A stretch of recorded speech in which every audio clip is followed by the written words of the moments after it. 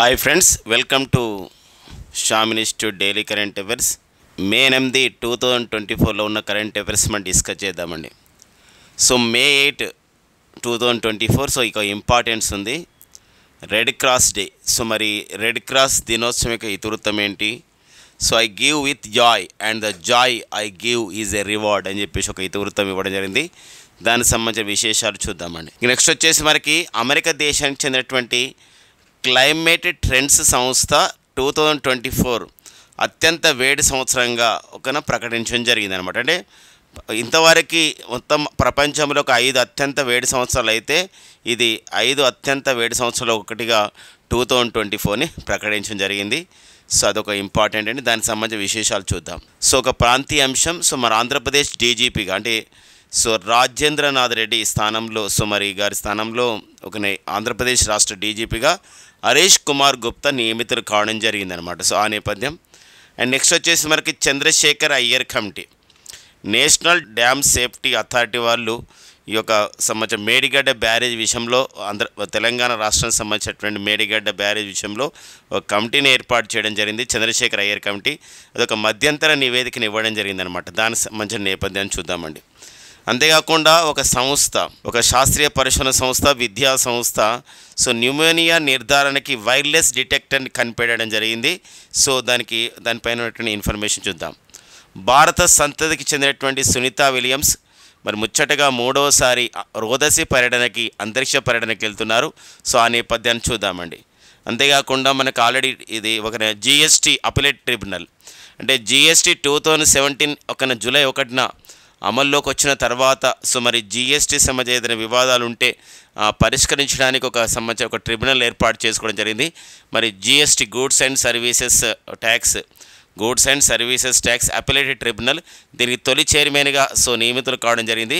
So ఎవరు నియమితులయ్యారు, so వారి యొక్క నేపథ్యం ఏంది చూద్దామండి. ఓకేనా. ఇవ్వండి ఈరోజు మనకి మే 8 2024లో ఉన్నటువంటి ఒక ముఖ్యమైన ఎగ్జామ్ ఓరియెంటెడ్ కరెంట్ అఫైర్స్. వాటి మనకి డీటెయిల్స్గా చూద్దాం, ఇన్ డీటెయిల్గా చూసే ప్రయత్నం చేద్దామండి.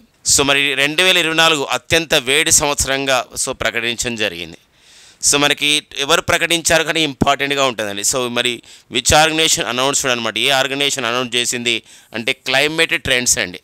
సో మరి క్లైమేట్ ట్రెండ్స్ అనే సంస్థ అమెరికా దేశానికి చెందినటువంటి సో మరి క్లైమేట్ ట్రెండ్స్ సంస్థ 2024 సంవత్సరానికి అత్యధిక వేడి సంవత్సరం, అంటే ప్రపంచంలోనే మొత్తం ఇప్పటివరకు ఉన్నటువంటి విషయం మనం 1901 తర్వాత నుంచి కన్సిడర్ చేసుకున్నట్లయితే ఒక 5 అత్యంత వేడి సంవత్సరాల్లో ఇదొకటిగా ప్రకటించడం జరిగిందనమాట. దేశంలో మరోసారి వేసవిలో ఎన్నికలు నిర్వహించేందుకు పెరుగుతున్న ఉష్ణోగ్రతలు వాతావరణ మార్పులు అనుకూలిస్తాయా అని చెప్పేసి ఒక టైటిల్తో, ఈ టైటిల్ అండి. అంటే ఏ టైటిల్తో సో వీరు ఈ నివేదికను విడుదల చేయడం జరిగింది అంటే మన భారతదేశంలో మనకి ఫ్రెండ్స్ మనందరికీ తెలుసు 18వ లోకసభ ఎన్నికలు జరుగుతున్నాయండి. ఏదని 18వ లోకసభ ఎన్నికలు జరుగుతున్నాయి. మరి 18వ లోకసభ ఎన్నికలు జరుగుతున్న నేపథ్యంలో మరి 18 ఎన్నికలు అనేది మనకి చూస్తే సో ఏప్రిల్ 19 తొలి దశ జరుగుతూ ఉన్నాయి. తర్వాత ఏప్రిల్ 19 తర్వాత ఏప్రిల్ 26, తర్వాత మళ్ళీ ఇప్పుడు మే 7, ఇలా మొత్తం కూడా 7 దశల్లో ఎన్నికలు నిర్వహిస్తున్నారు. ఈ 7 దశల ఎన్నికల యొక్క తుది ఫలితాలు అనేది మనకి ఈ సార్వత్రిక ఎన్నికల యొక్క రిజల్ట్ అనేది భారత ఎన్నికల సంఘం జూన్ 4, 2024 ప్రకటించబోతుంది. సో మొత్తం కూడా ఈ ఎండాకాలంలోనే మొత్తం ఎన్నికలు నిర్వహిస్తున్న సందర్భం ఉంది. ఇలాంటప్పుడు దేశంలో మరోసారి వేసవిలో ఎన్నికలు నిర్వహించేందుకు పెరుగుతున్న ఉష్ణోగ్రతలు వాతావరణ మార్పులు అనుకూలిస్తాయా? ఎందుకోసం 2019లో కూడా ఇదే టైంలో ఎన్నికలు జరిగినాయి, సార్వత్రిక ఎన్నికలు. మళ్ళీ ఇప్పుడు మరోసారి జరుగుతున్నాయి అన్నమాట. దేశంలో మరోసారి వేసవిలో ఎన్నికలు నిర్వహించేందుకు పెరుగుతున్నటువంటి ఉష్ణోగ్రతలు వాతావరణ మార్పులు అనుకూలిస్తాయా? మరి ఎందుకోసం ఈ మధ్య కాలంలో కేరళ రాష్ట్రంలో చూసాము. సో మరి ఎన్నికలకు ఆ విధంగా నిర్వహణ అనేది ఒక దశ ఎన్నికలు చూసినట్టయితే కేరళ రాష్ట్రంలో సో మనకి ఇక్కడ పోలింగ్ సిబ్బందితో పాటు ఓటు వేయడానికి వచ్చిన వారు కూడా లైన్లో నిలబడి ఇబ్బంది పాలైన పరిస్థితి. కారణం ఏంటంటే విపరీతమైనటువంటి ఎండ వల్ల ఎండ దెబ్బ తాగడంతో పాటుగా సో మరి ఇబ్బందికరమైన పరిస్థితులు వచ్చాయి. సో మరి రెండు దశ ఎన్నికల్లో కూడా ఇప్పుడు ఏప్రిల్ 19 తర్వాత నెక్స్ట్ వచ్చేసి ఏప్రిల్ 26, ఇలా 2 దశలు. మరి మే 7 సో మూడో దశ ఎన్నికలు నిర్వహిస్తున్నారు. మొత్తం కూడా ఈ దశలో ఎన్నికలు చూసినట్లయితే 66%గా నమోదవుతున్న పరిస్థితి. ఇలాంటి నేపథ్యంలో ఈ ఉష్ణోగ్రతలు, వాతావరణ మార్పులు మరి ఎన్నికలను ప్రభావితం ఏమైనా అవుతాయా అని చెప్పేసి ఈ యొక్క క్లైమేట్ ట్రెండ్స్ అనే సంస్థ నివేదిక ఇవ్వడం జరిగిందనమాట. ఆ విషయం ఇంపార్టెంట్ అండి, రాబో పోటీ పరీక్ష అడగడానికి ఉంటుంది. దేశంలో మరోసారి వేసవిలో ఎన్నికలు నిర్వహించేందుకు పెరుగుతున్న ఉష్ణోగ్రతలు, వాతావరణ మార్పులు అనుకూలిస్తాయా అని చెప్పేసి ఒక పేరుతో ఈ క్రింది ఏ సంస్థ నివేదిక ఇచ్చింది భారతదేశం యొక్క లోకసభ ఎన్నికలను బేస్ చేసుకొని, సార్వత్రిక ఎన్నికలను బేస్ చేసుకొని అంటే అది క్లైమేట్ ట్రెండ్స్ సంస్థ. అంతేకాదు ఈరోజు మనకి ఈ యొక్క 18వ లోకసభ ఎన్నికలు ఈ సార్వత్రిక ఎన్నికలు 2024లో సో మన భారతదేశంలో అయితే ఇక్కడ 96.88 కోట్ల మంది 8 కోట్ల మంది ఇక ఓటు హక్కును వినియోగించుకోబోతున్నారు. ఇంతమంది ఓటు హక్కును వినియోగించుకుంటారండి. సో అంటే ప్రపంచంలోనే అతిపెద్ద ప్రజాస్వామ్యం it is the festival of the democracy అని చెప్పేసి అంటే ఇది ఒక ప్రజాస్వామ్య ఉత్సవం అన్నమాట. ప్రపంచంలో జరిగే అతిపెద్ద ప్రజాస్వామ్య ఉత్సవం అంటే ఒక పండుగ అంటే మన భారతదేశంలో జరిగే ఎన్నికల పండుగ. మరి అలాంటి పండుగలో మరి ఇంతమంది ఓటర్లు ఎంతమంది పాల్గొంటున్నారు అనేది ఇంపార్టెంట్స్గా మనం చూసుకోవచ్చు. ఓన్లీ మన భారతదేశం కాదు, ఈ సంవత్సరంలో 64 దేశాల్లో సో అంటే ప్రపంచంలో ఉన్నటువంటి మొత్తం జనాభాలో అంటే 49% జనాభా అంటే 50% అనుకోండి, 49% జనాభా 64 దేశాల్లో ఓటు హక్కు వినియోగించుకుంటుంది అనమాట ఇలాంటి ఒక అత్యంత వేడి సంవత్సరంలో. కాబట్టి ఇంకా ఎన్నికల ప్రభావితం ఎలా కాబోతుందని చెప్పేసి కూడా చెప్పడం జరిగిందండి. సో ఆ పాయింట్ గుర్తుపెట్టుకుంటూ సో మరి ప్రపంచ జనాభా అయితే మనకి సో 800 కోట్లు, మరి అందులో 49% జనాభా అంటే సుమారుగా 400 కోట్ల మంది జనాభా ఈసారి ఎన్నికల్లో పాల్గొంటుంది. 64 దేశాల్లో ఓటు హక్కును వినియోగించుకోబోతున్నారు ఈ సంవత్సరం. మరి ఇది ఎలా మరి ప్రభావితం అవుతుంది అని చెప్పేసి మనం చూడొచ్చు. ఇప్పుడు మనకు అక్కడ ఇమేజ్లో కూడా చూడొచ్చు అండి, ఎన్నికల నేపథ్యంలో సో పోలింగ్ స్టేషన్కి, పోలింగ్ బూత్కి సో మరి ఇక్కడ గొడుగులు పట్టుకొని ఆ విధంగా ఉంటున్న సందర్భం, ఇక్కడ కూడా మరిన్ని సౌకర్యాలు కూడా కల్పిస్తున్న సందర్భం మనకు ఉంటుంది. సో వ్యక్తిగత సంబంధించినటువంటి సౌకర్యాలు కూడా ఏర్పాటు చేసుకోవాల్సిన అవసరం ఉంటుందని చెప్పేసి కూడా ఈ క్లైమేట్ ట్రెండ్స్ సంస్థ చెప్పడం జరిగిందనమాట. సో మరి 5 సంవత్సరాలకు ఒకసారి జరిగే ఎన్నికల యొక్క ప్రభావం అంటే ఎన్నికల విషయం పైన ఈ పెరుగుతున్న ఉష్ణోగ్రతలు, వాతావరణ మార్పుల ప్రభావం ఏమైనా ఉందా అని చెప్పేసి కూడా అడుగుతున్న నేపథ్యం ఇలా మనం గుర్తుపెట్టుకోవాలండి. మనకు ఒకసారి డౌట్ రావచ్చు, ఏంది మనకి మన భారతదేశ జనాభా ఏప్రిల్ 19, 2024 నాటికి మన భారతదేశ జనాభా 144.1 కోట్ల మంది అండి మొత్తం జనాభా. ఇందులో ఎవరైతే 18 సంవత్సరాలు నిండిన వారు ఉంటారో వాళ్ళందరూ కూడా పైబడిన వారందరూ కూడా సో ఏమవుతుందంటే ఓటు హక్కు అనేది మనకు కల్పిస్తారు మనకు రాజ్యాంగంలో 61వ రాజ్యాంగ సవరణ చట్టం ప్రకారం.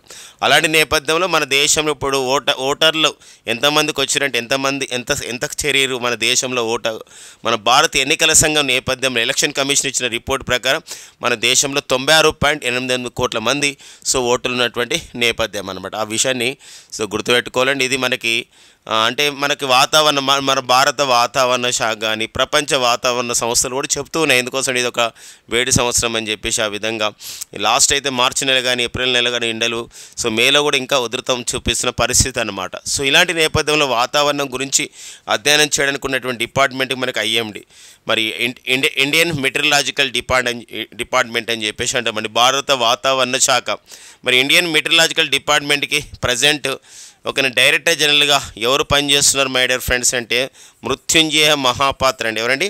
మృత్యుంజయ మహాపాత్ర అనేవారు సో పనిచేస్తున్నటువంటి నేపథ్యం అనమాట. సో వీరి సంబంధించిన విషయాన్ని కూడా గుర్తుపెట్టుకోవాలండి. సో మరి ఇక్కడ నెక్స్ట్ వచ్చేసి ఇదైతే ఏ సంస్థ ఎవరు అలా రిపోర్ట్ ఇచ్చారు అనే విషయాన్ని ఇక్కడ చూసుకోవాల్సిన అవసరం ఉంటుందండి. ఈ నెక్స్ట్ కరెంట్ అఫైర్ చూద్దామండి. సో మరి ఆంధ్రప్రదేశ్ డీజీపీకి యాక్చువల్గా రాజేంద్రనాథ్ రెడ్డి గారు ఉండేవారు. సో మరి 2020 ఫిబ్రవరి నుండి వారే పనిచేయడం జరిగింది. బట్ ఇక్కడ ఒక ప్రతిపక్షంలో ఉన్నటువంటి వారు ప్రతిపక్ష నాయకులందరూ కూడా సో ప్రతిపక్షానికి చెందినవారు కొందరు ఎన్నికల సంఘాన్ని ఫిర్యాదు చేశారు. సో ప్రస్తుతం ఉన్నటువంటి వైఎస్ఆర్ మనకు జగన్మోహన్ రెడ్డి గారి యొక్క ప్రభుత్వం సో మరి ఇది వీరు అనుకూలంగా వ్యవహరిస్తున్నారు ఎన్నికల వ్యవస్థలో అని చెప్పేసి అనేసరికి సో అక్కడ చేరేచి అతనిపైన బదిలీ చేయడం జరిగిందనమాట. ఆంధ్రప్రదేశ్ డీజీపీగా ఉన్న రాజేంద్రనాథ్ రెడ్డి గారిని బదిలీ చేయడం జరిగింది. సో వారి స్థానంలో ఏపీ డీజీపీగా సో హోంశాఖలో ఇప్పుడు కేంద్ర హోంశాఖలో పనిచేస్తున్నటువంటి ఒక హోదాలో పనిచేస్తున్నటువంటి ఏపీ డీజీ అంటే హరీష్ కుమార్ గుప్తా గారు 1992 బ్యాచ్ ఐపీఎస్ అధికారి అయిన వీరు ఇప్పుడు ఏపీ డీజీపీగా నియమితులు కావడం జరిగిందండి. హరీష్ కుమార్ గుప్తా అండి. ఇక్కడ ఆంధ్రప్రదేశ్ రాష్ట్ర డీజీపీ వచ్చేసి ఇప్పుడు ఎవరండి హరీష్ కుమార్ గుప్తా. ఎవరి ప్లేస్లో రావడం జరిగిందంటే ఇక్కడ రాజేంద్రనాథ్ రెడ్డి గారి స్థానంలో రావడం జరిగిన విషయం గమనించండి. వీరు సో మరి ఏపీ కేడర్కి చెందినటువంటి ఒక ఐపీఎస్ అధికారి, 1992 బ్యాచ్ అధికారి అనమాట. సో నెక్స్ట్ వచ్చేసి మనకి ఆంధ్రప్రదేశ్ రాష్ట్ర ప్రభుత్వ ప్రధాన కార్యదర్శి ఎవరంటే జవహర్ రెడ్డి గారు అండి. సో ఏపీ ప్రభుత్వ ప్రధాన కార్యదర్శి వచ్చేసి ఎవరంటే జవహర్ రెడ్డి గారు. సో మనకి ఇద్దరు కూడా ఇంపార్టెంట్గా ఉంటుంది. ఇంకొక విషయం ఏంటంటే ఆంధ్రప్రదేశ్ రాష్ట్ర ముఖ్య ఎన్నికల అధికారి అంటే చీఫ్ ఎలక్టరల్ ఆఫీసర్ అని చెప్పేసి అంటాం. సిఇఓ అంటే ఇక్కడ చీఫ్ ఎగ్జిక్యూటివ్ ఆఫీసర్ కాదండి, ఏంది చీఫ్ ఎలక్టరల్ ఆఫీసర్ అంటారు, అంటే ప్రధాన ఎన్నికల అధికారి అని చెప్పేసి అంటాం తెలుగులో. మన ఆంధ్రప్రదేశ్ రాష్ట్ర ప్రధాన ఎన్నికల అధికారిగా ఎవరు పనిచేస్తున్నారు మై డియర్ ఫ్రెండ్స్ అంటే సో వారు వచ్చేసి మనకి ముఖేష్ కుమార్ మీనా గారు అండి, ఎంకే మీనా లేదా ముఖేష్ కుమార్ మీనా గారు సో పనిచేస్తున్నారు. ఒక నట నేపథ్యాన్ని కూడా చూసుకోవాల్సిన అవసరం ఉందండి. ఇక నెక్స్ట్ వచ్చేసి మరి ఓకేనా ఆంధ్రప్రదేశ్ రాష్ట్రంలో సో మనకి లోకసభ అండ్ రాజ్యసభ రెండు ఎన్నికలు కూడా సో 4వ దశలో భాగంగా మే 13 2024న సో మరి ఎన్నికలు నిర్వహించబోతున్నారు. సో మరి ఆంధ్రప్రదేశ్ రాష్ట్ర శాసనసభకి మరి 175 స్థానాలకు కానీ ఎన్నికలు నిర్వహిస్తున్నారు. అండ్ నెక్స్ట్ వచ్చేసి ఇక్కడ లోకసభ స్థానాలు 25 కూడా అక్కడ ఎన్నికలు నిర్వహిస్తున్న నేపథ్యం అండి. ఇది మనకి ఏపీ డీజీపీగా హరీష్ కుమార్ గుప్తా నియమితులైన సందర్భంలో వచ్చినటువంటి సమాచారం. నెక్స్ట్ చూద్దామండి చంద్రశేఖర్ అయ్యర్ కమిటీ అండి.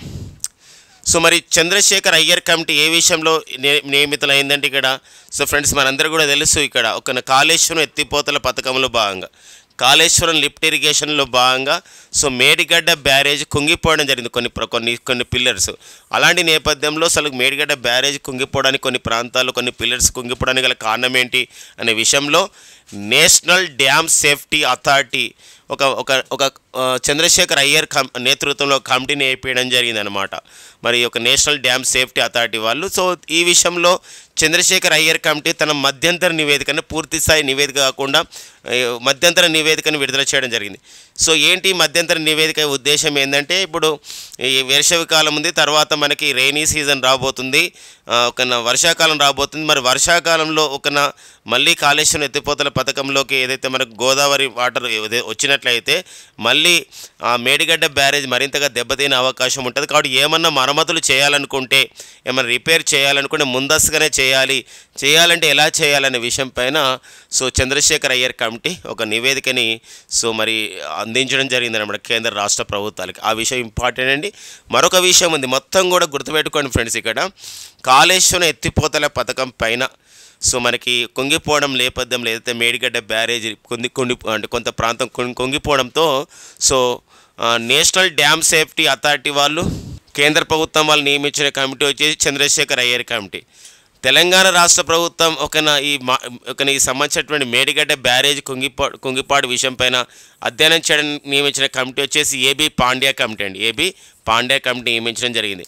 మరో విషయం గమనించాలి మై డియర్ ఫ్రెండ్స్ ఏంటంటే మొత్తం entire the Kaleshwaram lift irrigation project పైన మొత్తం ప్రాజెక్టు పైన మరి అసలు అక్రమాలు జరిగాయా, ఏదైనా నిధుల యొక్క గోల్మాలు జరిగిందా, అసలుకు మొత్తం కూడా అసలు నిర్మాణం ఎలా జరిగింది, ఆ మొత్తం ఇంజనీర్ల యొక్క పాత్ర ఏంది, అక్కడ ఉన్నటువంటి కాంట్రాక్టర్ యొక్క పాత్ర ఏంది, ఇవన్నీ విషయాలపైన అధ్యయనం చేయడానికి సో రాష్ట్ర ప్రభుత్వం తెలంగాణ రాష్ట్ర ప్రభుత్వం ఒక విచారణ కమిషన్ ఏర్పాటు చేయడం జరిగింది. ఆ విచారణ కమిషన్కి జస్టిస్ పినాకిని చంద్రఘోష్ అండి. ఎవరండి? జస్టిస్ పినాకిని పిసి ఘోష్ అంటారు, లేదా పినాకిని చంద్రఘోష్ని సో కమిషన్కి ఆ విధంగా చైర్మన్గా నియమించుకోవడం జరిగిందండి. సో వీరికి ఇప్పుడు వీరు ఇప్పుడు నిన్ననే వీరు ఇటీవలనే మనకు తెలంగాణలో పర్యటనకు రావడం జరిగింది. మరి మేడిగడ్డని వీరు సందర్శిస్తున్న సందర్భం కాళేశ్వరం ఎత్తిపోతల పథకాన్ని మొత్తం కూడా సందర్శిస్తున్నారు ఈరోజు కూడా. ఇలాంటి నేపథ్యంలో ఈరోజు ఇలాంటి నేపథ్యంలో కాళేశ్వరం బ్యారేజీల పైన దర్యాప్తుని మరింతగా వేగవంతం చేయాలనే అంశంతో మరి జ్యుడిషియల్ కమిషన్ ఏర్పాటు చేశారు. దీనికి నేతృత్వం వహించిన వారు జస్టిస్ పిసి ఘోష్. వీరి యొక్క నేపథ్యం ఏంది? జస్టిస్ పినాకిని చంద్రఘోష్ గారి యొక్క నేపథ్యం ఏంటంటే వీరు గతంలో మనకి లోక్పాల్ చైర్మన్గా పనిచేయడం జరిగిందండి. లోక్పాల్ చైర్మన్ మన భారతదేశంలో మనకి లోక్పాల్ చట్టం అనేది వచ్చింది మై డియర్ ఫ్రెండ్స్.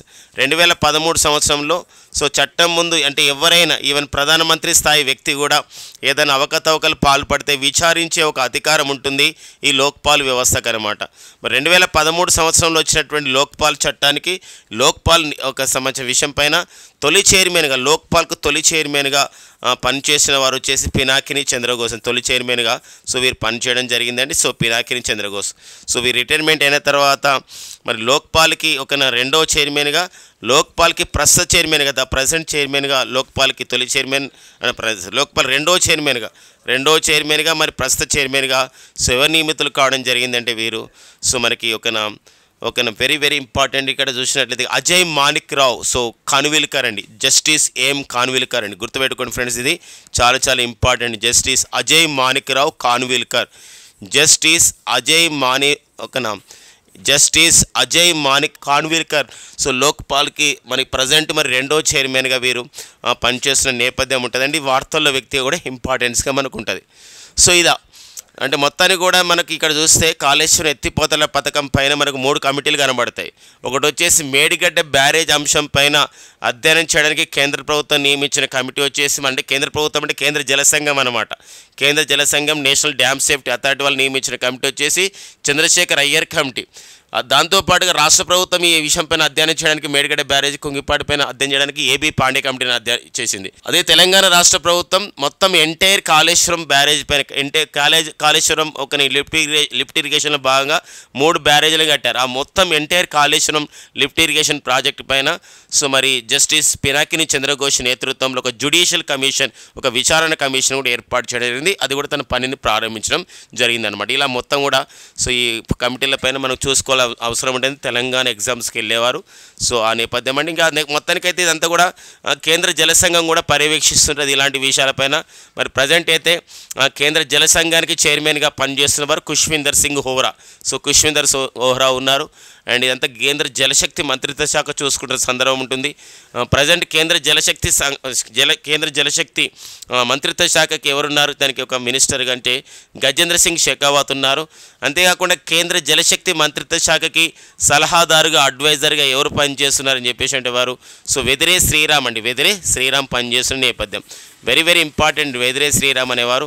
సో మనకి వెదిరే శ్రీరామ్ గారే ఇప్పుడు మన దేశంలో నదుల అనుసంధానం పైన భారతదేశంలో నదుల అనుసంధానం పైన అధ్యయనం చేసినటువంటి ఒక టాస్క్ ఫోర్స్కి చైర్మన్గా ఎవరున్నారు అని చెప్పేసి అంటే వారే సో వెదిరే శ్రీరామ్ గారండి. ఓకేనా, ఇది మనకి చంద్రశేఖర్ అయ్యర్ కమిటీ వచ్చిన నేపథ్యంలో వచ్చినటువంటి వివరణ అనమాట. సో మరో కరెంట్ అఫైర్కి వెళ్దాం. న్యూమోనియా అంటే లంగ్స్ సంబంధించి ఒక డిసీజ్గా చెప్పొచ్చు, చిన్నపిల్లలు ఎక్కువగా వచ్చేది న్యూమోనియా. మరి ఇలాంటి న్యూమోనియా నిర్ధారణ చేయడానికి ఒక వైర్లెస్ డిటెక్టర్ని తయారు చేయడం జరిగింది. అది హైదరాబాద్ కేంద్రంగా ఉన్నటువంటి ఒక విద్యా సంస్థ, మనకి IIIT సంస్థ మన గచ్చిబౌలిలో ఉంటుంది ఇది. So Indian institute of the information technology Hyderabad, మనకి IIIT హైదరాబాద్లో ఉన్నటువంటి అనుబంధంగా పనిచేస్తున్నటువంటి ఐసీ వెబ్స్ పరిశోధన ప్రయోగశాల వాళ్ళు సో న్యూమోనియా నిర్ధారణకు వైర్లెస్ డిటెక్టర్ని తయారు చేయడం జరిగింది. ఇది ఒక సైన్స్ అండ్ టెక్నికల్ అప్డేట్గా సో శాస్త్ర సాంకేతిక పరిజ్ఞానంలో ఒక అప్డేట్గా సో దీని ఇన్నోవేషన్గా ఒక ఇన్వెన్షన్గా ఒక ఆవిష్కరణగా మనం గుర్తుపెట్టుకోవాలి. న్యూమోనియా నిర్ధారణకి వైర్లెస్ డిటెక్టర్ని అభివృద్ధి చేసిన సంస్థ ఏది, సో విషయం ఏంది మనం ఇక్కడ ఇంపార్టెంట్గా మనకు ఉంటుందండి. సో మరి హైదరాబాద్ కేంద్రంగా హైదరాబాద్ కేంద్రంగా ఉన్నటువంటి చాలా సంస్థలు కూడా ఈరోజు పరిశోధనలు ఎంతో ముందని చెప్పొచ్చు. అందులో మనం చూసినట్లయితే ఫ్రెండ్స్ ఇక్కడ స్కైరూట్ ఏరోస్పేస్ సంస్థ, ఈరోజు స్కైరూట్ ఏరోస్పేస్ సంస్థ మన భారతదేశంలోని తొలిసారిగా ఇది ఒక స్పేస్ స్టార్టప్గా ఉన్న సంస్థ. స్కైరూట్ ఏరోస్పేస్ సంస్థ హైదరాబాద్లో ఉన్నటువంటి టీ హబ్ చేత ఇంక్యుబేటెడ్ అయినటువంటి సంస్థ స్కైరూట్ ఏరోస్పేస్ సంస్థ. మరి పవన్ కుమార్ సుంకర్ చీఫ్ ఎగ్జిక్యూటివ్ ఆఫీసర్గా పనిచేస్తున్న సంస్థ స్కైరూట్ ఏరోస్పేస్ సంస్థ. మరి వీరు భారతదేశంలో ఫస్ట్ టైం అనమాట ఒక ప్రైవేట్ అంతరిక్ష పరిశోధన సంస్థ చేత విక్రమ్ అనే పేరుతో ఒక రాకెట్ని ఒక శాటిలైట్ని పంపించి ఒక రాకెట్ని వీరు సో అభివృద్ధి చేయడం అయితే జరిగింది. అంతేకాదు హైదరాబాద్ కేంద్రంగా పనిచేస్తున్నటువంటి సో ఆనంద్ టెక్నాలజీస్ సంస్థ ఆనంద్ టెక్నాలజీస్ అనే సంస్థ ఈరోజు ఇస్రోకి ఇస్రో సంబంధించినటువంటి ప్రయోగాల్లో ఇస్రో ఉపగ్రహాల్లో రాకెట్లో కావాల్సిన ఎన్నో ఉపకరణాలని అప్లయన్సెస్ని అందిస్తూ ఈరోజు 2024 సంవత్సరానికి ఆనంద్ టెక్నాలజీస్ అధిపతి అయినటువంటి పావులూరు సుబ్బారావు గారు అండి. ఎవరండి? పావులూరు సుబ్బారావు గారికి సో ఆర్యభట్ట అవార్డు కూడా సొంతం కావడం జరిగింది. ఆర్యభట్ట అవార్డు గుర్తుపెట్టుకోండి, మన భారతదేశంలో ఖగోళ శాస్త్రంలో ఎవరైతే కృషి చేస్తారో వాళ్ళకి ఇచ్చే ఒక అత్యున్నతమైన అవార్డు అనేది ఆర్యభట్ట అవార్డు వీరికి సొంతం కావడం, వీరికి 2024కి ప్రకటించడం జరిగింది. అంతేకాదు హైదరాబాద్ కేంద్రంగా పనిచేస్తున్న అంతర్జాతీయ సంస్థ ఇక్రిసాట్ సంస్థ, మరి international crop research institute for the semi arid tropics, వ్యవసాయ వ్యర్థ పదార్థాలతో అగ్రికల్చర్ వేస్ట్ ప్రొడక్ట్స్తో సో బయోచార్ అని చెప్పేసి ఒక ఎరువును కూడా ఇటీవల కాలంలో తయారు చేయడం జరిగింది మరి international crop research institute of semi arid tropics సంస్థ. అంతేకాకుండా ఈరోజు మరో విషయం అండి, హైదరాబాద్ కేంద్రంగా పనిచేస్తున్నటువంటి సిఎస్ఐఆర్కి అనుబంధంగా ఉన్నటువంటి ఐఐసిటి సంస్థ, Indian institute of the chemical technology అనే సంస్థ ఈరోజు ఒక బయోప్లాస్టిక్స్ని అంటే కోడి యొక్క సంబంధించినటువంటి ఏవైతే ఈకలు ఉంటాయో మరి కోడి బొచ్చు అని చెప్పేసి అంటాం కదా, సో దానితోని బయోప్లాస్టిక్స్ని ఆ విధంగా అభివృద్ధి చేస్తున్నారు అన్నమాట. బయోప్లాస్టిక్స్ అభివృద్ధి చేసి సో మనకి అది ఒక ప్లాస్టిక్స్లా ఉపయోగపడుతుంది. బట్ ప్లాస్టిక్ అయితే భూమిలో ఒక డిగ్రేడ్ కావడానికి కొన్ని సంవత్సరాలు పడుతుంది, కానీ ఇది బయోప్లాస్టిక్స్ కాబట్టి ఇది మనకి ఏమవుతుందంటే డిగ్రేడ్ కావడానికి చాలా ఈజీగా అవుతుందని చెప్పేసి Indian institute of the chemical technology వాళ్ళు ఇలా పరిశోధన చేయడం అయితే జరిగింది. ఈరోజు హైదరాబాద్ కేంద్రంగా చాలా పరిశోధన అవుతున్నాయి.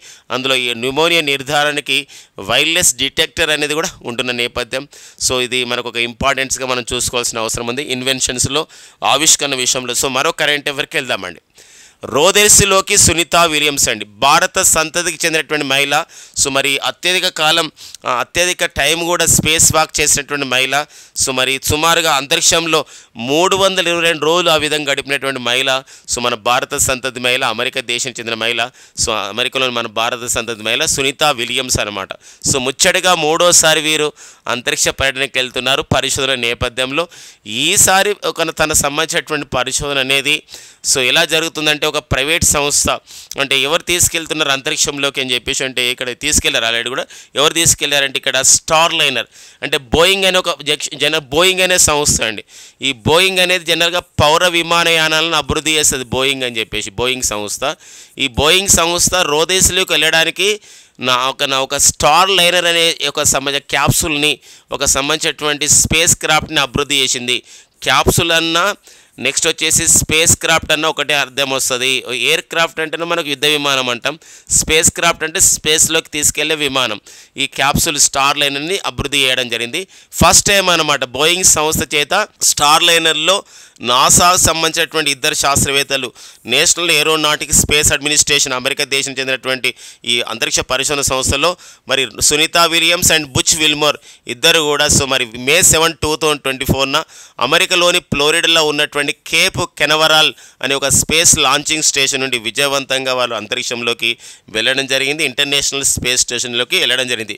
ఇలా సునీత విలియమ్స్ ఇలా పర్యటన చేయడం ఇది 3వసారి అనమాట అంతరిక్ష పర్యటన. గతంలో 2006లో అండ్ 2012లో, మళ్ళీ ఇప్పుడు 2024 అంటే సుమారుగా 12 సంవత్సరాల తర్వాత చేయబోతున్నారు.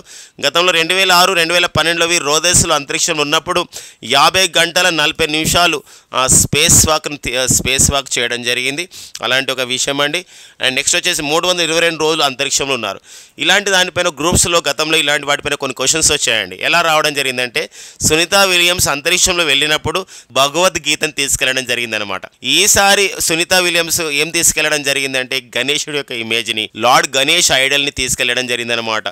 గణేశుడి యొక్క చిన్న విగ్రహాన్ని అక్కడ ఐడల్ని సో ఇమేజ్ని తీసుకెళ్తున్నట్టు ముందుగానే ప్రకటించడం జరిగింది సునీత విలియమ్స్. అలా క్వశ్చన్స్ అడగడానికి ఉంటుంది. సో ఇది నాసా తరపున ప్రయోగం. ఈ స్టార్ అంటే నాసా వాళ్ళు ఒక బోయింగ్ సంస్థకి కాంటాక్ట్ ఇచ్చారనమాట. ఎందుకోసం గతంలో కొలంబియా దుర్ఘటన జరిగింది. ఈ కొలంబియా అనేది నాసా వాళ్ళ యొక్క స్పేస్ షటిల్, కానీ అప్పుడు మనకి ఎవరంటే వీరు మన భారతదేశం చెందినటువంటి కల్పనా చావ్లా కూడా అందులోకి వెళ్ళడం జరిగింది నాసా తరపునే. బట్ వెళ్తున్నప్పుడు వెళ్ళారు, బట్ వస్తున్నప్పుడు ఏమైందంటే అది ప్రమాదంలో అక్కడ ఉన్నటువంటి అందరూ కూడా మరణించడం జరిగింది ఆ సమాజ కొలంబియా స్పేస్ షటిల్లో ఉన్నటువంటి దుర్ఘటనలో కల్పనా చావ్లా. అలాంటి నేపథ్యంలో నాసా సో ఇలాంటి మానవ సహిత యాత్రలపైన పునరాలోచించింది. కొన్ని ప్రైవేట్ సంస్థలకు ఇది అప్పచెప్పింది అనమాట ఈ కాంట్రాక్ట్స్ని అంతరిక్ష యాత్ర గురించి. అలాంటి నేపథ్యంలో నాసా సంస్థ బోయింగ్ సంస్థకు ఒక కాంట్రాక్ట్ ఇచ్చింది. ఇట్ ద సేమ్ టైం అంటే బోయింగ్ సంస్థ వాళ్ళు ఈ నేపథ్యంలో వాళ్ళు అభివృద్ధి చేసినటువంటి క్యాప్సూల్ వచ్చేసి స్టార్ లైనర్. మరి నాసా ఇంకొక కాంట్రాక్ట్ ఎవరికి ఇచ్చిందంటే స్పేస్ ఎక్స్ వాళ్ళకి ఇచ్చింది. స్పేస్ ఎక్స్ వాళ్ళండి, ఎలన్ మాస్క్ నేతృత్వంలో ఉన్న సంస్థ స్పేస్ ఎక్స్. మరి స్పేస్ ఎక్స్ వాళ్ళకి ఇచ్చింది. స్పేస్ ఎక్స్ వాళ్ళు అభివృద్ధి చేసినటువంటి ఒక క్యాప్సూల్ వచ్చేసి ఏదంటే డ్రాగన్ క్యాప్సూల్ అండి. డ్రాగన్ క్యాప్సూల్ వాళ్ళని అభివృద్ధి చేయడం జరిగిందనమాట. డ్రాగన్ క్యాప్సూల్ ద్వారా కూడా ఇప్పుడు ఇటీవల కాలంలో స్పేస్ ఎక్స్ ద్వారా కూడా చాలా అంటే కొందరు శాస్త్రవేత్తల్ని వ్యోమగాములని అంతరిక్షంలో తీసుకెళ్లి ఇంటర్నేషనల్ స్పేస్ స్టేషన్లో వివిధ ప్రయోగాల గురించి చూసుకుంటారు అనమాట. ఈ విషయం అండి. ఒక్కోసారి ఇది కూడా అడిగిండండి, నాసా అబ్రివేషన్ అడగడం జరిగింది. అమెరికా అంతరిక్ష పరిశోధన సంస్థ నాసా 1958లో ఏర్పాటు చేయబడ్డ సంస్థ. బిల్ నిల్సన్ దీనికి అడ్మినిస్ట్రేటర్గా ఉన్నారు. బిల్ నిల్సన్ అండి, అంటే మన దగ్గర చైర్మన్ అంటాం కదా. అమెరికా అంటే ఇప్పుడు మన దగ్గర ఇస్రో అంటే చైర్మన్ అంటాం, సోమనాథ్ గారు అని చెప్తాం. అమెరికాలో నాసా సంస్థకు అడ్మినిస్ట్రేటర్ అంటారు బిల్ నిల్సన్. నాసా అంటే అబ్రివేషన్ నేషనల్ ఏరోనాటిక్స్. నాసా అంటే ఏంటి ఫ్రెండ్స్ అంటే ఇక్కడ నేషనల్ ఏరోనాటిక్స్ అండి. నేషనల్ ఏరోనాటిక్స్ స్పేస్ అడ్మినిస్ట్రేషన్ అని చెప్పేసి అంటామండి. నేషనల్ ఏరోనాటిక్స్ స్పేస్ అడ్మినిస్ట్రేషన్గా చెప్తాం అనమాట. సో ఈ పాయింట్ ఇంపార్టెన్స్గా చూసుకోవాలండి. ఇక నెక్స్ట్ చూద్దామండి కరెంట్ అఫైర్. సో మనకి GST, goods and services tax. మనకి జిఎస్టీ అనేది ఒక కొత్త పన్ను తరహా విధానం వచ్చింది మనకి 2017 జూలై 1న. సో మనకి ఇది 101వ రాజ్యాంగ సవరణ చట్టం ద్వారా, సో 101వ కాన్స్టిట్యూషన్ అమెండ్మెంట్ యాక్ట్ ద్వారా, సో సవరణ చట్టం అండి 101వ రాజ్యాంగ సవరణ చట్టం ద్వారా మన భారతదేశంలో భారతదేశంలో మొత్తం కూడా జూలై 1 2017 నుండి జిఎస్టీ అనేది మొత్తం కూడా అమల్లోకి వచ్చింది. సో మరి జిఎస్టీ అండి తొలిసారిగా అస్సాం రాష్ట్రం దీన్ని చేస్తే చివరిగా జమ్మూ కాశ్మీర్ జిఎస్టీని అమలులోకి తెచ్చింది. మొత్తం దేశమంతా ఉందన్నమాట. ఈ జిఎస్టీ వసూల్లో రికార్డు సాధ్యమవుతున్నాయి ఈ మధ్యకాలంలో. సో గతంలో ఏప్రిల్ 2023లో మొత్తం జిఎస్టీ వచ్చేసి సో 1,87,000 కోట్లు అండి. 1,87,000 కోట్ల రికార్డు జిఎస్టీ సాధించారు. మళ్ళీ ఇప్పుడు ఏప్రిల్ 2024 వచ్చేసరికి ఈ రికార్డు బ్రేక్ అయిందండి. ఇప్పుడు ఈసారి 2,10,000 కోట్ల జిఎస్టీ వసూలై, జిఎస్టీ ప్రారంభమైన కానించే అత్యధిక జిఎస్టీ వసూలైనటువంటి నెలగా ఏప్రిల్ 2024 రికార్డు సాధించడం జరిగింది. వెరీ వెరీ ఇంపార్టెంట్ అండి. సో ఇది ఇలాంటి నేపథ్యంలో మరి జిఎస్టీ పైన వివిధ సంస్థల విషయంలో కానివ్వండి, కొన్ని జిఎస్టీ బిల్ల విషయంలో కానివ్వండి, ట్యాక్స్ విషయంలో కానివ్వండి, సిజిఎస్టీ, ఐజిఎస్టీ ఇలా మనకున్న నేపథ్యం ఉంటుంది. ఇలాంటి నేపథ్యంలో ఏమైనా వివాదాలు ఉన్నప్పుడు అలాంటి ట్రిబ్యునల్ని ఏర్పాటు చేయడం జరిగింది అనమాట. జిఎస్టీ ప్రకారం ఈ జిఎస్టీ రాజ్యాంగ సవరణ చట్ట ప్రకారం ట్రిబ్యునల్ అనమాట. ఏంటంటే ఓన్లీ జిఎస్టీ అంటే ట్రిబ్యునల్ అనేది ఏంటంటే ప్రత్యేక విషయాలపైన ఒక ఆర్గ్యుమెంట్స్ విని తీర్పులు ఇచ్చే ఒక సంస్థలుగా చెప్పవచ్చు ట్రిబ్యునల్స్ అని చెప్పేసి. అంటే ఇప్పుడు మనకి నేషనల్ గ్రీన్ ట్రిబ్యునల్ ఉంది, అంటే జాతీయ హరిత ట్రిబ్యునల్ అంటే పర్యావరణ చట్టాలని అమలు చేసే బాధ్యతను తీసుకుంటుంది, అలాంటి విషయాలపైన తీర్పుని కూడా ఇస్తుంది. లైక్ దట్ ఇది కూడా ఏంటంటే ఇప్పుడు ఒక జిఎస్టీ విషయంలో పైన తీర్పులు ఇచ్చే సంస్థ. ఇది జిఎస్టీని ఏర్పాటు చేశారు. జిఎస్టీ అప్పలేట్ ట్రిబ్యునల్ అంటారు, GST-80 అని చెప్పేసి అంటాం. GST-80ని కేంద్ర ప్రభుత్వం ఏర్పాటు చేసింది. GST-80 అంటే ఏంటంటే GST-80 అంటే గూడ్స్ అండ్ సర్వీసెస్ ట్యాక్స్. 80 అంటే అర్థం ఏంటంటే అప్పలేటెడ్ ట్రిబ్యునల్, అంటే అప్పలేటెడ్ ట్రిబ్యునల్ అనమాట. మనము ఏదైనా సమస్యలు ఉంటే జిఎస్టీ విషయంలో ఫిర్యాదు చేయడానికి దీనికి తొలి అధ్యక్షుడిగా జిఎస్టీకి ట్రిబ్యునల్కి అప్పలేట్ ట్రిబ్యునల్కి తొలి అధ్యక్షుడిగా ఎవరు నియమితులు కావడం జరిగిందంటే మిశ్రా అండి. పూర్తి పేరు వచ్చేసి జస్టిస్ సంజయ్ కుమార్ మిశ్రా అండి. జస్టిస్ రిటైర్డ్ సంజయ్ కుమార్ మిశ్రా నియమితులు కావడం జరిగింది. మే 6, 2024 వీరు goods and services tax appellate ట్రిబ్యునల్కి వీరు సో చైర్మన్ ప్రెసిడెంట్గా నియమితులు కావడం జరిగింది. సో మరి కేంద్ర ఆర్థిక వ్యవహారాల శాఖ మంత్రి అయినటువంటి మినిస్ట్రీ ఆఫ్ ది ఫినాన్స్ అయినటువంటి నిర్మలా సీతారామన్ సో గారి చేత వీరు ప్రమాణ స్వీకారం చేయబడ్డారు. సో కేంద్ర ఆర్థిక మంత్రి నిర్మలా సీతారామన్ చేత ప్రమాణ స్వీకారం చేయబడ్డారు. వీరు సంజయ్ కుమార్ మిశ్రా, జస్టిస్ రిటైర్డ్ సంజయ్ కుమార్ మిశ్రా అండి. వెరీ వెరీ ఇంపార్టెంట్ అండి. సో రాబో పోటీ పరీక్షలు దీన్ని మనం ఎక్స్పెక్ట్ చేయనుకుంటుంది. ఇంకొక విషయం ఉంది, మరి జస్టిస్ రిటైర్డ్ సంజయ్ కుమార్ మిశ్రా గతంలో ఎక్కడ పనిచేశారంటే వీరు జార్ఖండ్ రాష్ట్ర హైకోర్టుకి వీరు పనిచేయడం జరిగింది. మాజీ ప్రధాన న్యాయమూర్తి అనమాట. ప్రధాన న్యాయమూర్తిగా రిటైర్మెంట్ కావడం కూడా జరిగింది వారు. సో అలాంటి నేపథ్యం అన్నట్టు ఇది గూడ్స్ అండ్ సర్వీసెస్ ట్యాక్స్ అండి. ప్రపంచంలోనే జిఎస్టీని మరి 1954లో తీసుకొచ్చిన దేశం వచ్చేసి ఫ్రాన్స్ అండి.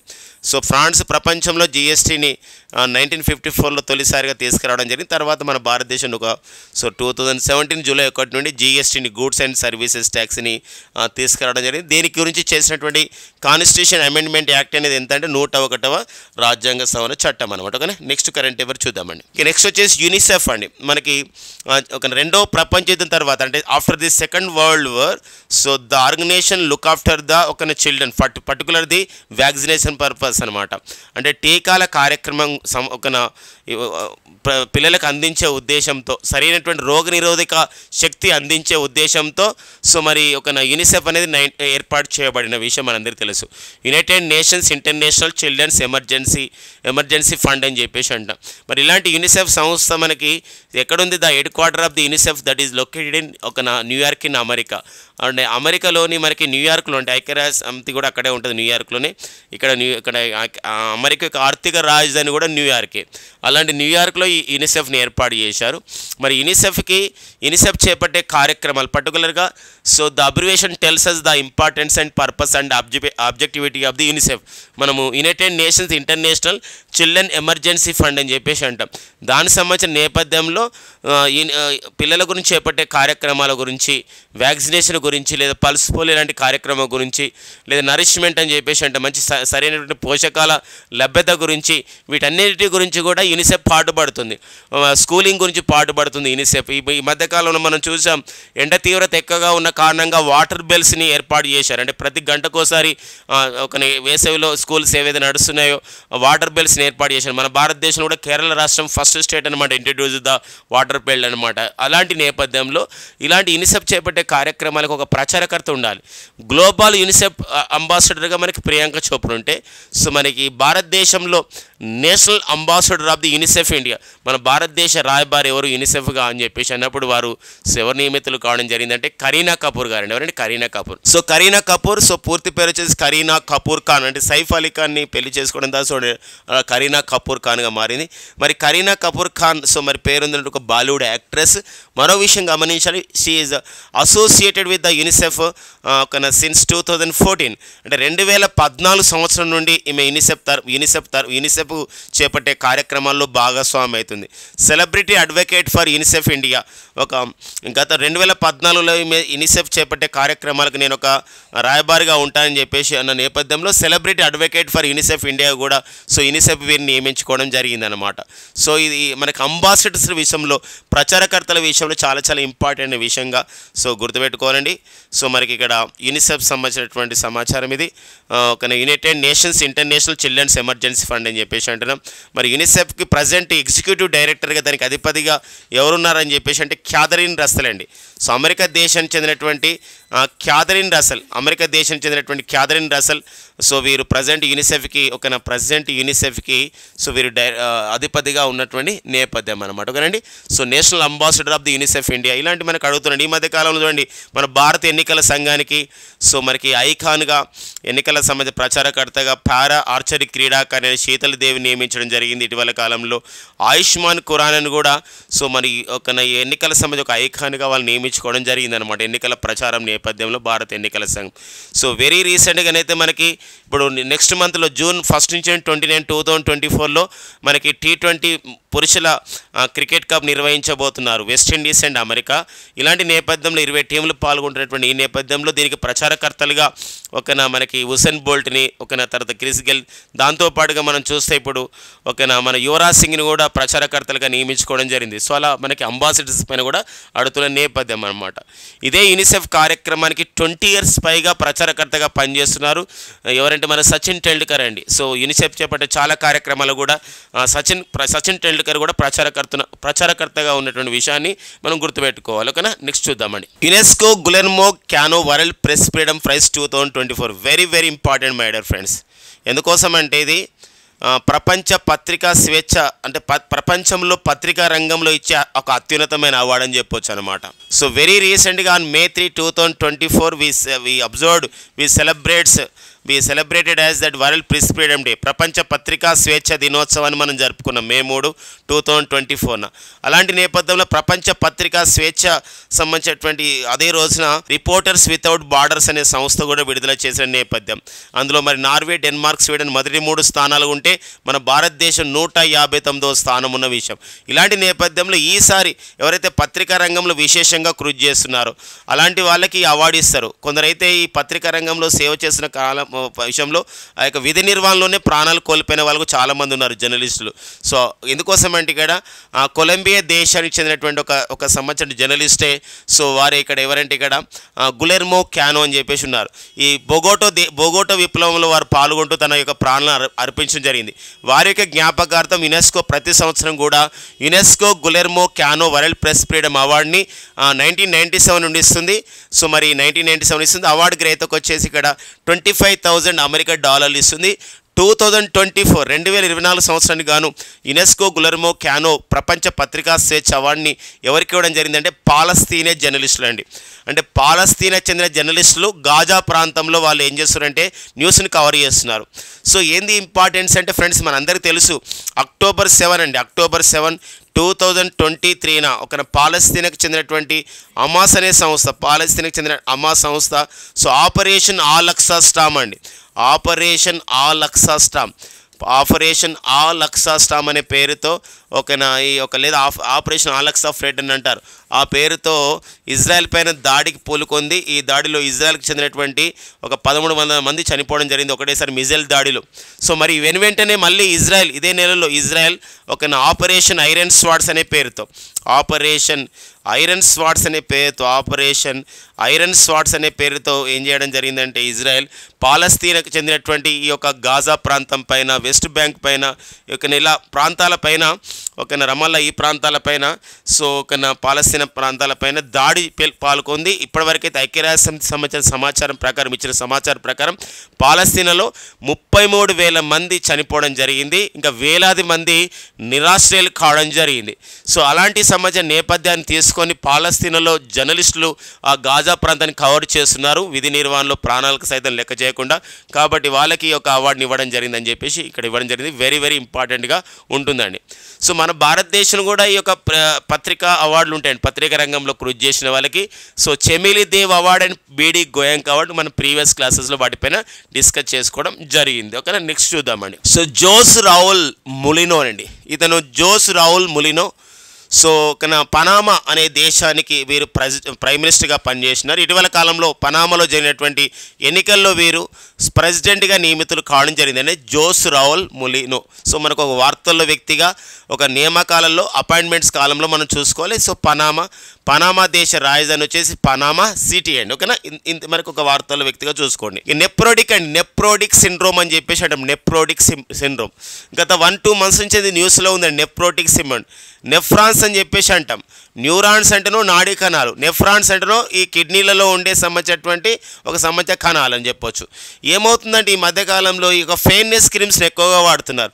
ఈ ఫెయిర్నెస్ క్రీమ్స్ వాడడం అనేది ఒక్కోసారి కిడ్నీకి ఎఫెక్ట్ అవుతుంది. కిడ్నీలో ఏదైతే మనం ఫిల్టర్ చేస్తుందో దాన్ని మనం గ్లోమరులై లేదా గ్లామరులై అని చెప్పేసి అంటాం. సో గ్లోమరులై అని చెప్పేసి అంటామండి. ఆ గ్లోమరులై ప్రాబ్లం వల్ల ఏంటంటే మొత్తం కూడా సరిగా ఒక ఫిల్టర్ కాక మొత్తం కూడా యూరిన్లో ఏమవుతుందంటే మొత్తం కూడా ప్రోటీన్ అంతా పోతుంది అనమాట. It is a kidney disorder. ఇది ఒక కిడ్నీ యొక్క వైఫల్యం అవుతుంది. దీనికి మనం నెఫ్రోటిక్ సిండ్రోమ్ అంటే ఇటీవల కాలంలో కేరళలో కొన్ని ప్రాంతాల్లో బయటపడింది మన భారతదేశంలో.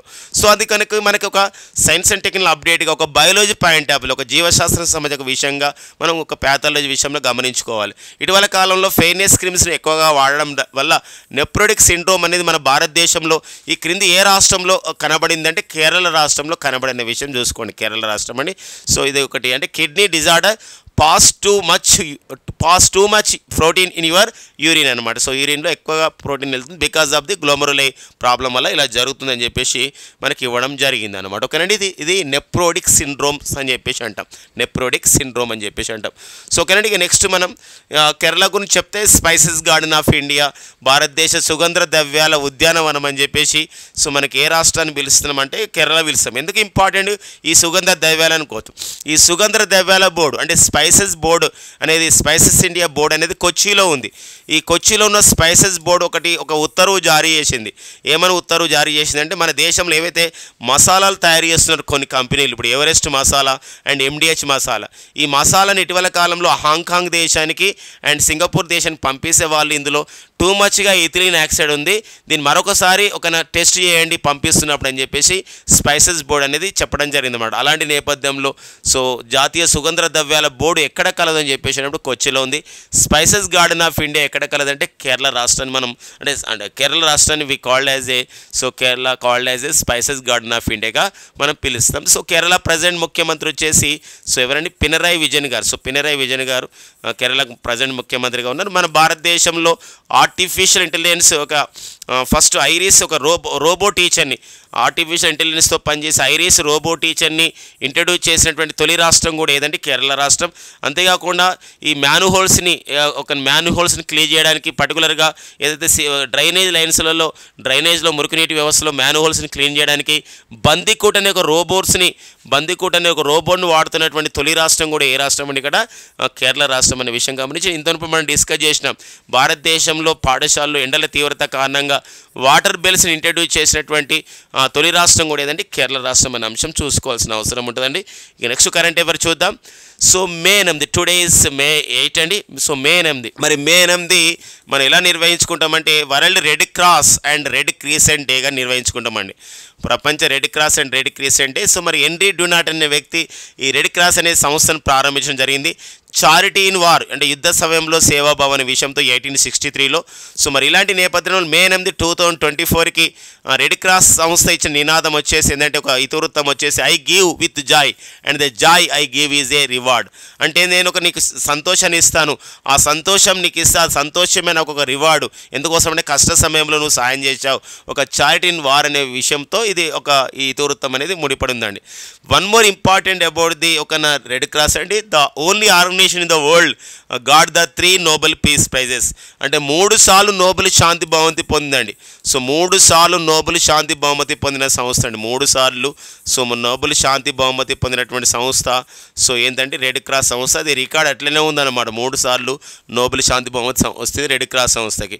మరి 2023లో నోబెల్ శాంతి బహుమతి పొందిన వ్యక్తి ఎవరంటే నర్గీస్ మహమ్మద్ అండి. ఇరాన్ దేశానికి చెందిన నర్గీస్ మహమ్మద్ మహిళల హక్కుల విషయంలో పోరాటం చేస్తూ సో మరి వీరికి ఒక ఈ నోబెల్ శాంతి బహుమతి ఇవ్వడం జరిగింది నర్గీస్ మహమ్మద్.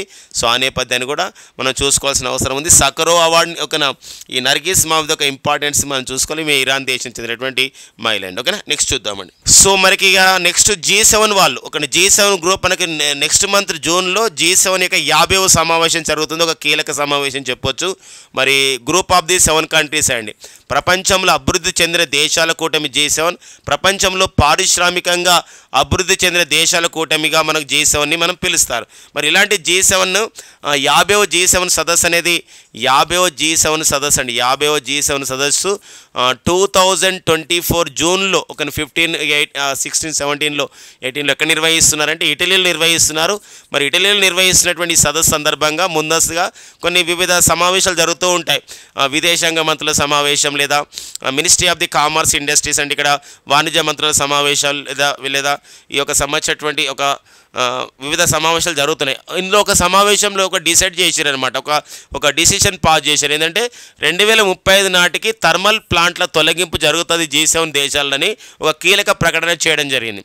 సో ఇది ఇంపార్టెంట్. ఎందుకోసం అంటే మనం జీరో కార్బన్ ఎమిషన్స్ అని చెప్పేసి అంటాం, అంటే శూన్య కర్బన ఉద్గారాలను మనం సాధించాలి. మరి జీరో కార్బన్ ఎమిషన్స్ని మనం ఎప్పుడు సాధించాలని ఒక లక్ష్యం పెట్టుకున్నామంటే ప్రపంచవ్యాప్తంగా చాలా దేశాలు కూడా 2070 నాటికి శూన్య కర్బన ఉద్గారాల స్థాయిని చేరుకోవాలని సో మనం గతంలో ప్రకటించుకోవడం జరిగింది. సో ఒక జర్మనీ లాంటి దేశం అయితే మాకు 2070 కాదు 2050 నాటికే మేము శూన్య కర్బన ఉద్గారాల స్థాయికి చేరుతామని ప్రకటించడం జరిగింది. భారత్ మాత్రం 2070. ఇలాంటి నేపథ్యంలో మరి G7 దేశాల వాళ్ళు ఏంటంటే గ్లోబల్ వార్మింగ్ ఎక్కువ అవుతున్న సందర్భంలో ఇటీవల కాలంలో అయితే జర్మనీ దేశం తమ దేశంలో ఉన్నటువంటి ఒక 3 అటామిక్ పవర్ స్టేషన్స్ అంటే అణువిద్యుత్ కేంద్రాలను కూడా క్లోజ్ చేయడం జరిగింది అనమాట. Because of the global warming కారణంగా ప్రపంచంలో ఫస్ట్ టైం ఏ దేశం అటామిక్ పవర్ స్టేషన్స్ని క్లోజ్ చేసింది, ఒక 3 అటామిక్ పవర్ స్టేషన్ అణువిద్యుత్ కేంద్రాలంటే జర్మనీ దేశం క్లోజ్ చేయడం జరిగింది. అంతేకాదు జర్మనీ హైడ్రోజన్ ఫ్యూయల్ రైళ్లను కూడా ప్రవేశపెట్టడం జరిగింది ప్రపంచంలో తొలిసారిగా. ఇలాంటి నేపథ్యంలో 2030 నాటికి దశల వారీగా తమ దేశంలో థర్మల్ విద్యుత్ ప్లాంట్ అంటే అర్థమైంది ఇక్కడ విద్యుత్ ప్లాంట్ అనమాట. అంటే బొగ్గు ద్వారా ఏదైతే విద్యుత్ అవుతుందో అలాంటి ప్లాంట్లు అవన్నిటిని కూడా మేము దశల వారీగా 2030 వరకు క్లోజ్ చేసి 2035 వరకు మొత్తం మా దేశంలో థర్మల్ ప్లాంటే ఉండవు అని ఒక కీలక ప్రకటన చేశారు.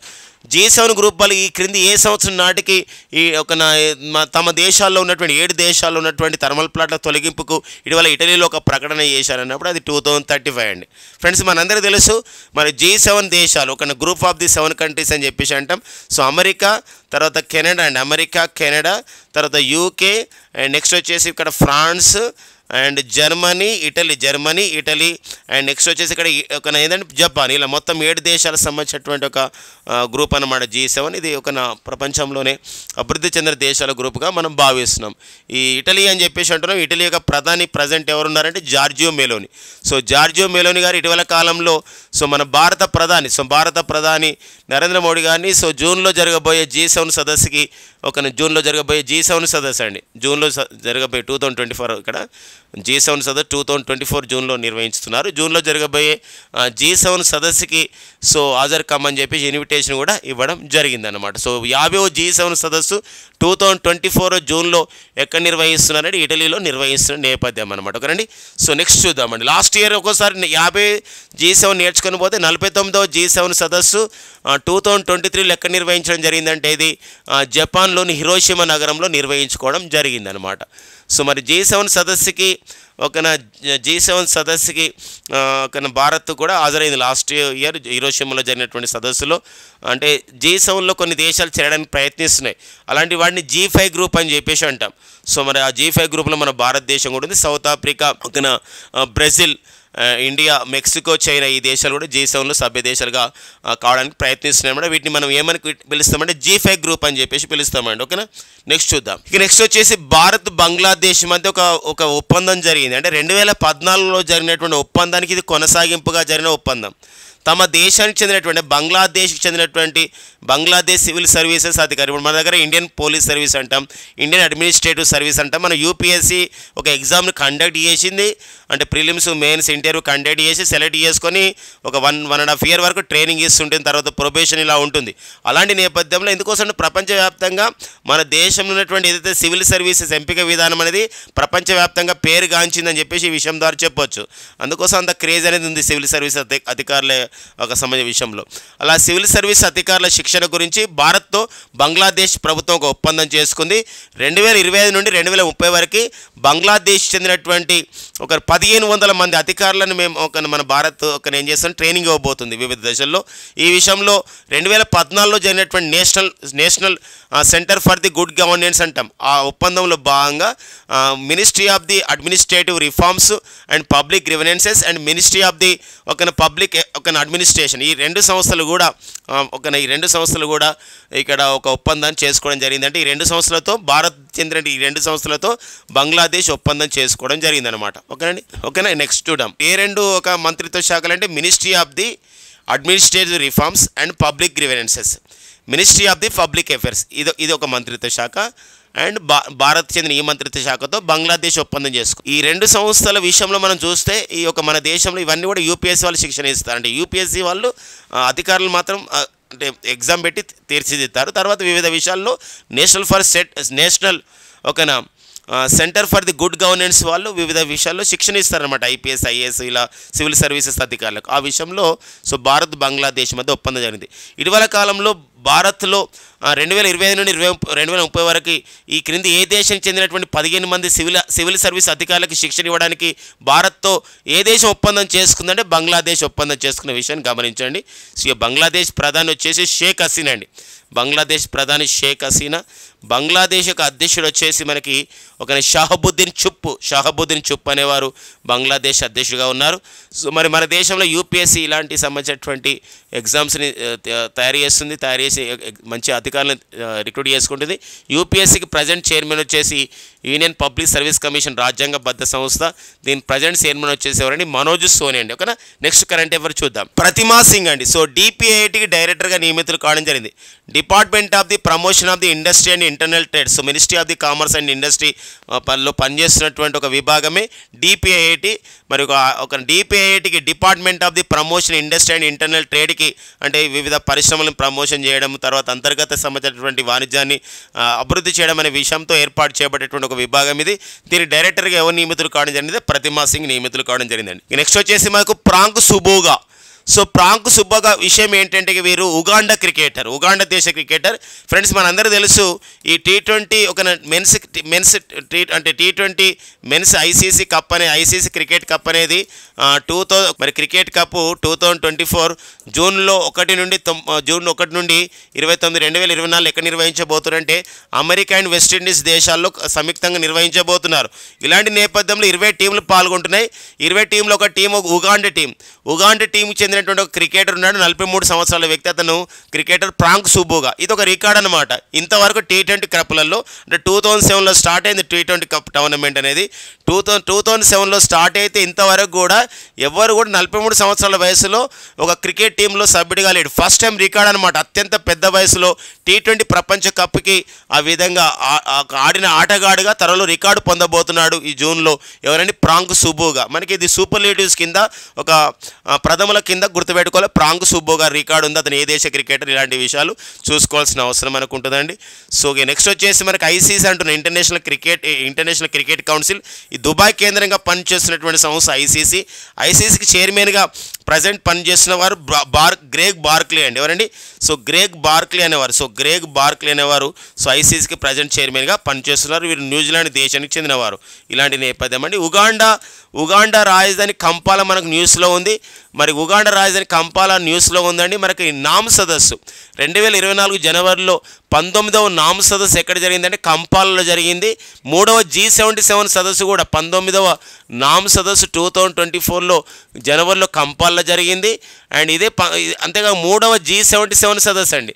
3వ G77 సదస్సు కూడా 2024 జనవరిలో ఎక్కడ జరిగిందంటే ఉగాండా రాజధాని కంపాల్లో జరిగిన విషయం. ఈ నామ్ సదస్సుకి మన భారత విదేశాంగ మంత్రి, కేంద్ర విదేశాంగ మంత్రి మరి సుబ్రహ్మణ్యం జయశంకర్ గారు కూడా సో హాజరు కావడం జరిగిందనమాట. ఒక విషయం ఇంపార్టెంట్ అండి.